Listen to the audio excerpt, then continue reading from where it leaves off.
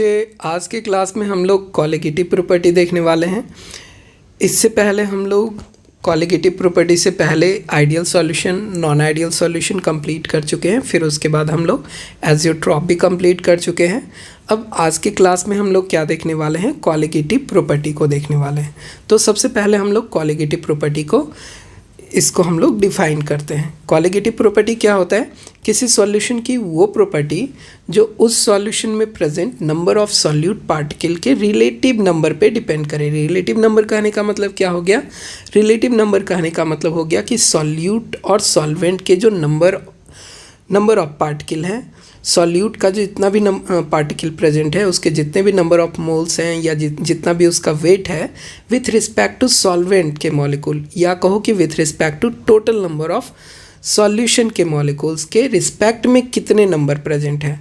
मान लो कि अगर हमारा टोटल सॉल्यूशन में क्या हो जाए, टोटल सॉल्यूशन में 100 पार्टिकल है, तो उसमें सॉल्यूट का कितना पार्टिकल है, ये इस रेशियो में अगर हम लोग इसको डिफाइन करें तो इसी को हम लोग कहते हैं रिलेटिव नंबर। तो हम लोगों को क्या होता है, कॉलिगेटिव प्रॉपर्टी किसी सॉल्यूशन की वो प्रॉपर्टी है जो डिपेंड करते हैं किस चीज़ पे, नंबर ऑफ सॉल्यूट पार्टिकल्स पे। किस पे डिपेंड करने वाला है, ये डिपेंड करने वाला है हम लोगों को नंबर ऑफ सॉल्यूट पार्टिकल्स पे डिपेंड करने वाला है, ठीक ना। और ये इसके नेचर पे डिपेंड नहीं करेगा, सिर्फ उसके नंबर पे डिपेंड करेगा। तो उस तरह के ही प्रॉपर्टी को हम लोग क्या कहते हैं, कॉलिगेटिव प्रॉपर्टी कहते हैं। कॉलिगेटिव प्रॉपर्टी में जो भी सॉल्यूट हो उसका अगर मान लो कि किसी गिवन अमाउंट ऑफ सॉल्वेंट में हम लोगों को 1 मोल NaCl ऐड कर रहे हैं, या 1 मोल KCl ऐड कर रहे हैं, या 1 मोल हम लोग HCl ऐड कर रहे हैं, कोई भी कंपोनेंट को हम लोग ऐड कर रहे हैं, मतलब कि हमारा कंपाउंड क्या हो रहा है, चेंज हो रहा है। तो कंपाउंड चेंज होने से ऐसा नहीं हो कि उसका इफ़ेक्ट चेंज हो जाए, सिर्फ उसके नंबर पे डिपेंड कर रहा है। सभी जगह हम लोग क्या ऐड कर रहे हैं, 1 मोल सब्सटेंस को ऐड कर रहे हैं गिवन अमाउंट ऑफ सॉल्वेंट में। तो सभी पे हम लोगों को सेम इफेक्ट क्रिएट करने वाली जो प्रॉपर्टी होगी उसी प्रॉपर्टी को हम लोग क्या कहते हैं, कॉलिगेटिव प्रॉपर्टी कहते हैं। और हम लोगों के सिलेबस में 4 टाइप के कॉलिगेटिव प्रॉपर्टी को स्टडी करना है। हम लोगों को क्या करना है, हम लोगों को 4 टाइप ऑफ कॉलिगेटिव प्रॉपर्टी को स्टडी करना है, जिसमें से सबसे पहला हम लोगों को कॉलिगेटिव प्रॉपर्टी स्टार्ट करेंगे तो कौन सा होगा, relative lowering of vapour pressure होने वाला है। कौन सा होने वाला है, कॉलिगेटिव प्रॉपर्टी की ये सारे के सारे एग्जाम्पल्स हैं, ठीक ना। तो उसमें सबसे फर्स्ट प्रॉपर्टी कौन सा हम लोग स्टडी करेंगे, relative lowering of vapour pressure, फिर उसके बाद एलिवेशन ऑफ बॉइलिंग पॉइंट, फिर उसके बाद depression of freezing point and osmotic pressure. इसको हम लोग 1 बाय 1 स्टडी करने वाले हैं। तो सबसे पहला नंबर किसका आता है, सबसे पहला नंबर आता है हम लोगों को relative lowering of vapour pressure. Relative lowering of vapour pressure. तो इसमें हम लोगों को पहले से ही पता है कि हमारा वेपर प्रेशर क्या होता है। वेपर प्रेशर होता है हम लोगों को कि किसी भी सॉल्यूशन को अगर हम लोग क्या कर रहे हैं, किसी भी सॉल्यूशन को हम लोग अगर फ्री छोड़ दें, या कहो कि आप क्लोज कंटेनर में छोड़ दे रहे हो, तो ये क्या क्रिएट करेगा, ये लिक्विड के ऊपर हम लोगों को वेपर का फॉर्मेशन करना स्टार्ट करेगा। ये सोच लो आपका क्या है, ये हमारा सॉल्वेंट है, ठीक ना। ये लिक्विड फॉर्म में है, ये किस फॉर्म में है, आपको लिक्विड है। तो ये क्या क्रिएट करेगा, ये हम लोगों को वेपर में कन्वर्ट होना स्टार्ट होगा। और एक ऐसा अगर इस सिस्टम को आप क्लोज करके रखते हो तो इक्विलिब्रियम स्टेबलाइज होगा। तो इसी सिस्टम में हम लोगों को क्या होता है, इस सिस्टम में हम लोगों को जो relative lowering of vapour pressure define करने वाले हैं, तो आपको पता होना चाहिए कि हमारा जो सॉल्वेंट है ये अगर अकेले हो, मतलब कि सिर्फ अकेला सॉल्वेंट प्रेजेंट होता तो ये क्या करता, ये जितना भी प्रेशर क्रिएट करता उसी प्रेशर को हम लोग क्या कहते हैं, इसको हम लोग कहते हैं, मान लीजिए कि A है, इसको हम लोग क्या कहते हैं, इसको हम लोग कहते हैं vapour pressure of pure component ए कहते हैं। अगर हम लोगों को सॉल्वेंट सिर्फ अकेला हो सॉल्यूशन में, कोई दूसरे कंपोनेंट इसमें प्रेजेंट नहीं हो, तो उस समय ये जो प्रेशर क्रिएट करेगा इसको हम लोग क्या कहेंगे, vapour pressure. Vapour pressure,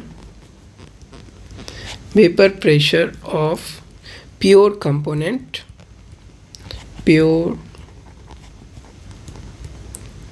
pure component ए कहेंगे, ठीक ना।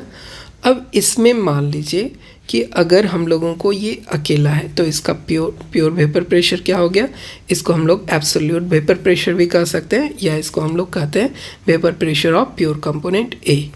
इसी को अगर हम लोग अब क्या करते हैं, नेक्स्ट कंडीशन में क्या होता है कि किसी सॉल्यूट में आपको क्या मिक्स कर रहे हो आप, नॉन वेपराइजेबल सॉल्वेंट मिक्स। इसमें हम लोग किसी सॉल्वेंट में हम लोग क्या मिक्स कर रहे हैं, किसी सॉल्वेंट में हम लोग मिक्स कर रहे हैं नॉन वेपराइजेबल सॉल्यूट। क्या मिक्स कर रहे हैं, सॉल्वेंट में हम लोग नॉन वेपराइजेबल सॉल्यूट मिक्स कर रहे हैं।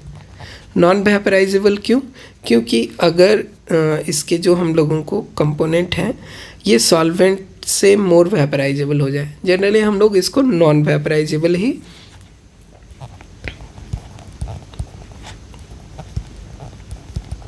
इसको हम लोग जनरली नॉन वेपराइजेबल सॉल्यूट ही मिक्स करते हैं। और नॉन वेपराइजेबल के साथ साथ ये क्या होता है, नॉन आयोनाइजेबल भी होता है। आयोनाइजेबल कहने का मतलब कि आयंस में ब्रेक नहीं करे, ये आइडियल कंडीशन है। बाद में हम लोग इसके आइडियल कंडीशन में भी डेविएशन देखेंगे कि अगर आइडियल कंडीशन नहीं हो तो क्या कंडीशन होगा। तो अब जो इस समय ये प्रेशर क्रिएट करेगा इसको हम लोग क्या कहते हैं, पार्शियल प्रेशर ऑफ ए कहते हैं। अब जो हमारा सॉल्वेंट प्रेशर क्रिएट करेगा इस प्रेशर को हम लोग क्या कहते हैं, इस प्रेशर को हम लोग कहते हैं पार्शियल प्रेशर। इस समय अब जो प्रेशर क्रिएट करेगा इसको हम लोग क्या कहेंगे, पार्शियल प्रेशर कहेंगे, ठीक ना। तो हमारा जो पार्शियल प्रेशर होता है, हमारा जो पार्शियल प्रेशर होता है ये क्या होता है, partial pressure vapour pressure of pure component ए से क्या होता है, कम होता है।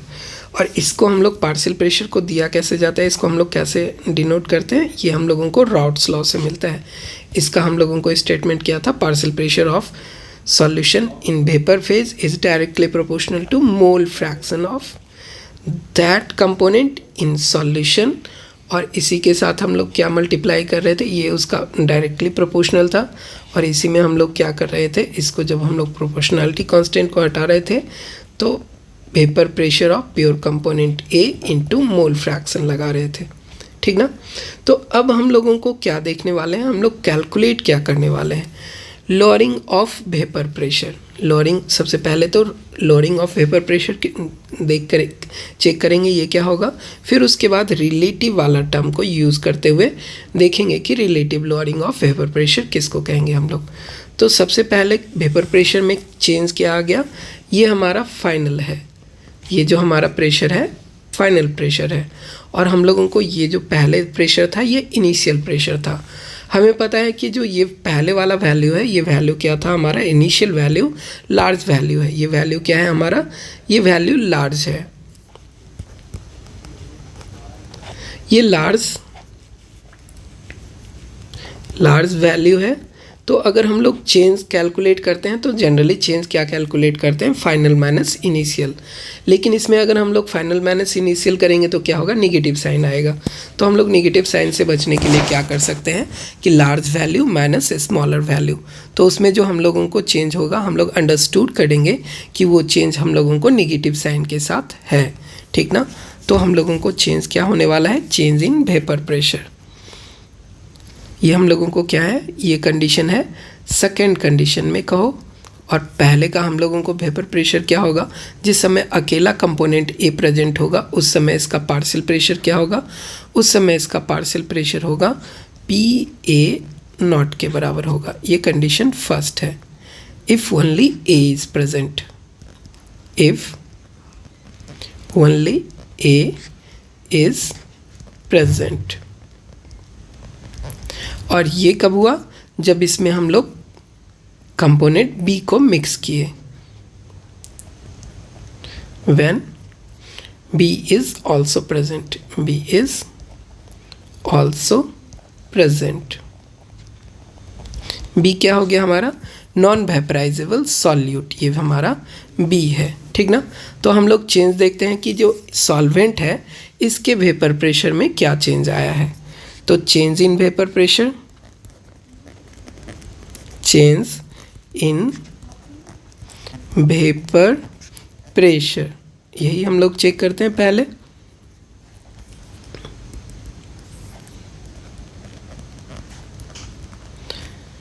चेंज इन वेपर प्रेशर अगर हम लोग इसके लिए बात करें तो वेपर प्रेशर में जो हम लोगों को चेंज आ रहा है तो हम लोग इसी को चेक करते हैं। वेपर प्रेशर में हम लोगों को क्या चेंज आ रहा है, वेपर प्रेशर में हम लोगों को चेंज आ रहा है फाइनल माइनस इनिशियल। अगर हम लोग बात करें तो final value minus initial value के लिए हम लोग बात करेंगे।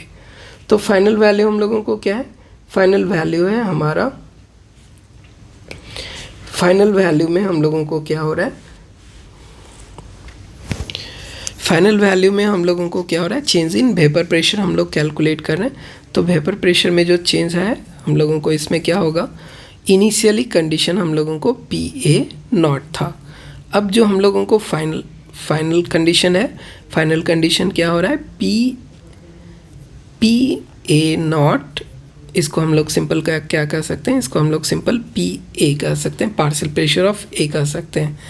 पहले भी पार्शियल प्रेशर हम लोगों को PA0 के बराबर था, अब हमारा पार्शियल प्रेशर क्या हो गया, सिंपल इसका रिप्रेजेंटेशन हम लोग थोड़ा सा गलत कर रहे हैं। इसको हम लोग कैसे लिखते हैं, PA0 इस तरह से लिखते हैं, minus PA0 into mole fraction of A, इस तरह से रिप्रेजेंट करेंगे। तो हम लोगों को ये चेंज आ गया, ये क्या हो गया, डेल्टा P कहिए इसको, चेंज इन वेपर प्रेशर, ठीक है। तो वेपर प्रेशर में हम लोगों को चेंज ये नज़र आ रहा है। फिर इसके बाद क्या होगा, फिर इसके बाद हम लोग थोड़ा सा इसको रीअरेंज करते हैं। PA0 को कॉमन ले लीजिए, ये क्या हो जाएगा, 1 minus mole fraction of A, ये किसके बराबर है, चेंज इन वेपर प्रेशर के बराबर है। इसी में अगर हम लोग इसको, इस टर्म को क्या करें, इस टर्म को तो यहीं पे रहने दीजिए, इस टर्म के बदले हम लोग बाइनरी सॉल्यूशन के लिए, फॉर बाइनरी सॉल्यूशन आपको पता क्या है, आपको पता है कि mole fraction of B is equal to 1 minus mole fraction of A। तो हम लोग 1 minus mole fraction of A को रिप्लेस कर सकते हैं किससे, मोल फ्रैक्शन ऑफ B से रिप्लेस कर सकते हैं। तो ये क्या हो गया, change in vapour pressure is equal to pure vapour pressure of pure component A into mole fraction of B, ठीक है। और इसी में ये टर्म से अगर हम लोग डिवाइड कर दें, किसको डिवाइड कर दें, delta P divided by PA0 कर दें, तो इस टर्म को हम लोग क्या कहते हैं, इसको हम लोग कहते हैं relative change in vapour pressure. ये किसके बराबर है, इसके, ये किसके बराबर है, ये बराबर है आपको मोल फ्रैक्शन ऑफ B के बराबर है। ये टर्म क्या है, इसी को हम लोग डिफाइन करते हैं रिलेटिव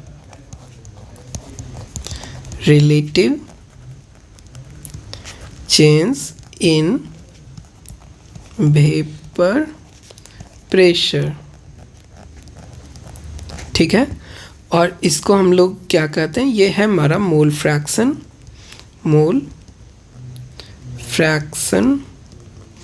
ऑफ सॉल्यूट। तो आपको टर्म मिल गया। आपको पहले से पता है कि हम लोग कॉलिगेटिव प्रॉपर्टी किस प्रॉपर्टी को कहते हैं, वैसी प्रॉपर्टी जो सॉल्यूट के नंबर ऑफ पार्टिकल पे डिपेंड करे। तो ये जो हम लोगों को मोल फ्रैक्शन है, ये तो हम लोगों को रिप्रेजेंट वही करता है ना, रिलेटिव अमाउंट ऑफ सॉल्यूट को रिप्रेजेंट करता है। क्योंकि अगर इसके फार्मूला को ही आप रिप्लेस करो तो इसका फार्मूला क्या हो जाएगा, इसका फार्मूला हो जाएगा number of mole of solute divided by, ये किसके बराबर होगा, इसको एक बार और फिर से रीअरेंज करके लिख सकते हैं हम लोग, PA0 को इस तरह से लिख सकते हैं हम लोग, ये क्या लिख सकते हैं, ये किसके बराबर होगा, number of mole of B divided by number of mole of B plus number of mole of A। यही तो है हम लोगों को मोल फ्रैक्शन, ठीक है। तो इसी को अगर हम लोग ठीक से इस तरह से जो रिप्रेजेंट किए हुए हैं, तो ये टर्म क्या हो गया हम लोगों को, रिलेटिव लोअरिंग। और रिलेटिव लोअरिंग को हम लोग क्या कहेंगे, कॉलिगेटिव प्रॉपर्टी कहेंगे। क्यों कहेंगे कॉलिगेटिव प्रॉपर्टी, क्योंकि ये डिपेंड कर रहा है only number of solute particle के अमाउंट पे डिपेंड कर रहा है कि सॉल्यूट पार्टिकल जितना आप ऐड करोगे उसके मोल फ्रैक्शन की वैल्यू क्या होगी, डायरेक्टली प्रोपोर्शनल टू उसके नंबर ऑफ मोल के। तो आप नंबर ऑफ मोल को इंक्रीज करोगे सॉल्यूट पार्टिकल की, तो इसके क्या हो जाएंगे, रिलेटिव लोअरिंग की वैल्यू चेंज करेगी, ठीक ना।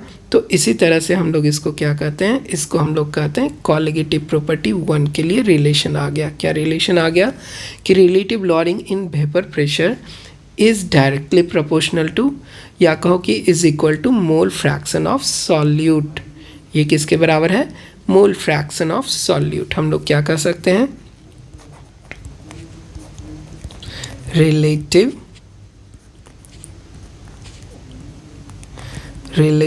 lowering of vapor pressure is equal to mole fraction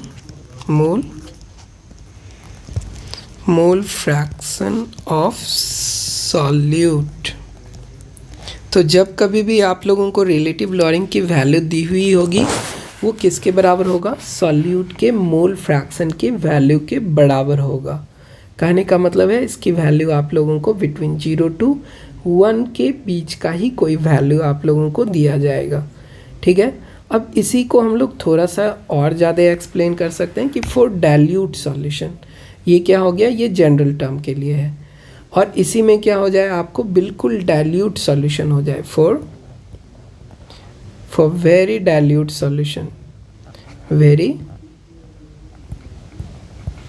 dilute solution. Dilute solution में क्या होता है कि number of mole of solute जो होते हैं बहुत कम होते हैं with respect to number of mole of solvent. Number of mole of solvent के रिस्पेक्ट में number of mole of solute क्या हो जाएंगे, बहुत ही कम नंबर के हो जाएंगे, मतलब कि उसकी वैल्यू बहुत छोटी होगी। तो उस समय हम लोग क्या कंपेयर कर सकते हैं, फॉर वेरी डाइल्यूट सॉल्यूशन क्या हो जाएगा हम लोगों को, NB प्लस NA। ये किसके इक्विवेलेंट हो जाएगा, ये जस्ट आपको इक्विवेलेंट हो जाएगा number of mole of A के इक्विवेलेंट हो जाएगा। ये किसके इक्विवेलेंट हो जाएगा, number of mole of A के लिए। क्यों, क्योंकि हमारा सॉल्यूशन कैसा है, डाइल्यूट है, डाइल्यूट सॉल्यूशन है हम लोगों को, ठीक ना। तो बहुत ही डाइल्यूट सॉल्यूशन में number of mole of solute, क्यों, क्योंकि हम लोगों को NB की जो वैल्यू होगी बहुत छोटा होगा, किससे, NA के वैल्यू से, ठीक ना। इसीलिए हम लोग इसको यूज़ करते हैं। तो अगर हम लोग इसी टर्म को यूज़ करें किसके लिए, relative lowering in vapour pressure में, तो ये क्या आने वाला है, delta P divided by PA0। किसके रिस्पेक्ट में हम लोगों को लोअर हो रहा है, वेपर प्रेशर चेंज हो रहा है PA0 के रिस्पेक्ट में, मतलब इनिशियल प्रेशर के लिए। इसलिए इसको हम लोग क्या कहते हैं, रिलेटिव लोअरिंग। और ऊपर वाला टर्म क्या हो जाएगा हम लोगों को, ऊपर वाला टर्म हो जाएगा NB डिवाइडेड बाय NA हो जाएगा, ठीक है। और अब हम लोग क्या कर सकते हैं, अब हम लोग इस फॉर्मूला का यूज़ कर सकते हैं कि मान लीजिए कि कोई सॉल्यूट दिया हुआ है, उसमें रिलेटिव लोअरिंग भी आपको दिया हुआ है, तो मोल इसके हम लोगों को क्या कैलकुलेट करने के लिए कह सकता है, सॉल्यूट का मॉलिक्यूलर मास कैलकुलेट करने के लिए कह सकता है। आपको पता है कि NB किसके बराबर होगा, NB बराबर होगा वेट ऑफ सॉल्यूट, जितना भी वेट इसका ऐड करेंगे डिवाइडेड बाय इसका मॉलिक्यूलर वेट ऑफ सॉल्यूट, ठीक ना। नंबर ऑफ मोल किसके बराबर होता है, गिवन मास ऑफ सॉल्यूट। अगर number of mole of solute के लिए बात करें तो number of mole of solute बराबर होगा given mass of solute in a gram divided by molecular mass in a gram per mole. तो इसको हम लोग रिप्लेस कर सकते हैं अगर ये हम लोगों को पहले से पता है तो। Number of mole of solvent हम लोगों को पहले से पता है तो हम लोग इसका यूज़ कर सकते हैं, ठीक है। तो इसके लिए हम लोगों को क्या वैल्यू हो जाएगा, ये हो जाएगा हम लोगों को delta P divided by PA0 is equal to क्या हो जाएगा, WB divided by molecular mass of B into Na। ये आपको पहले से दिया हुआ होगा या इसके लिए भी हम लोग WA/MA को यूज़ कर सकते हैं।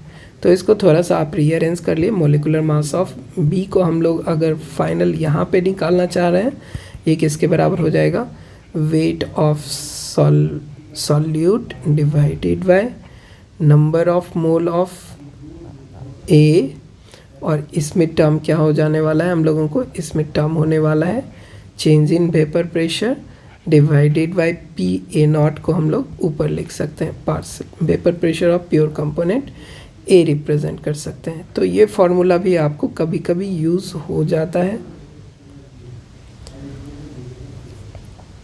ये क्या हो गया, वेयर MB क्या है हम लोगों को, मॉलिकुलर मास है ऑफ सॉल्यूट, और WB क्या है, WB है weight of solute, weight of solute in gram.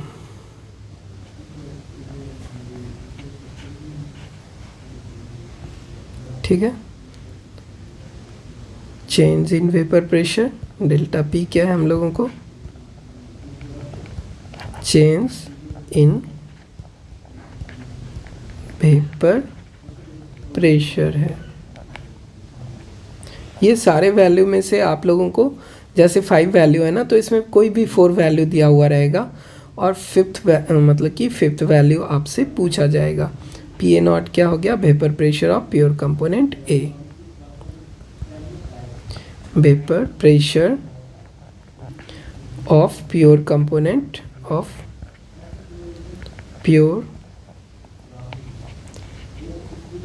Pure component A। तो इस तरह से हम लोग इसको यूज़ कर सकते हैं। इसी से रिलेटेड हम लोगों को इसका क्वेश्चन होगा जो कि हम लोग कर सकते हैं NCERT में। आप लोग नेक्स्ट क्वेश्चन हम लोग इसका क्वेश्चन आंसर देख